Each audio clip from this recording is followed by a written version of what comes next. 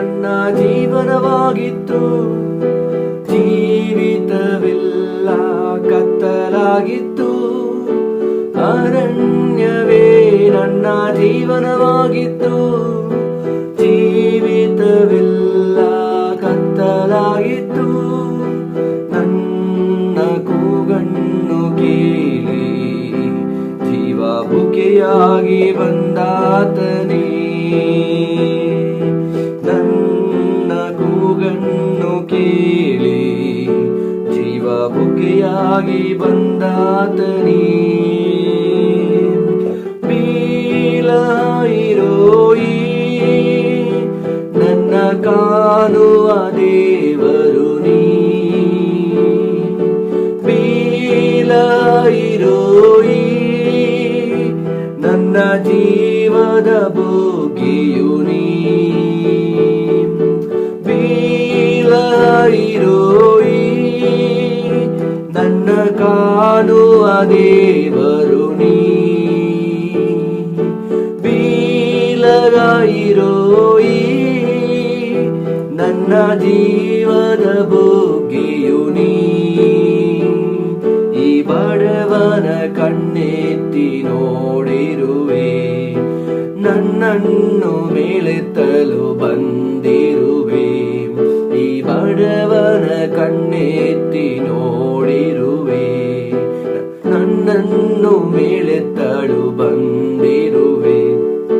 ತಳ್ಳಲ್ಪಟ್ಟ ನನ್ನ ನೀನು ಸೇರಿಸಿಕೊಂಡೆ. ದೂರ ಹೋದ ನನ್ನನ್ನು ನೀನು ನಿನ್ನ ಮಗನಾಗಿ ಮಾಡಿರುವೆ.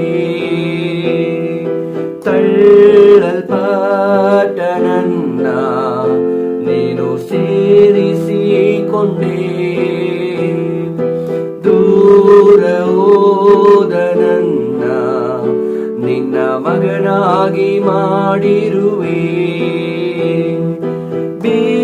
ಬೀಳಾಯಿರೋಯಿ ನನ್ನ ಕಾಣುವ ದೇವರು ನೀ. ಬೀಳಾಯಿರೋಯಿ ನನ್ನ ಕಾಣುವ ದೇವರು ನೀ.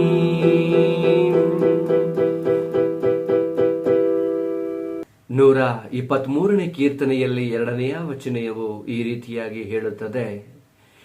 ಯಜಮಾನನ ಕೈಯನ್ನು ದಾಸನ ಕಣ್ಣುಗಳು, ಯಜಮಾನಿಯ ಕೈಯನ್ನು ದಾಸಿಯ ಕಣ್ಣುಗಳು ನೋಡುವ ಪ್ರಕಾರವೇ ನನ್ನ ಕಣ್ಣುಗಳು ನಮ್ಮ ಯೆಹೋವನ ದೇವರನ್ನು ನೋಡುತ್ತಾ ಆತನ ಕಟಾಕ್ಷವನ್ನು ನಿರೀಕ್ಷಿಸಿಕೊಂಡಿವೆ.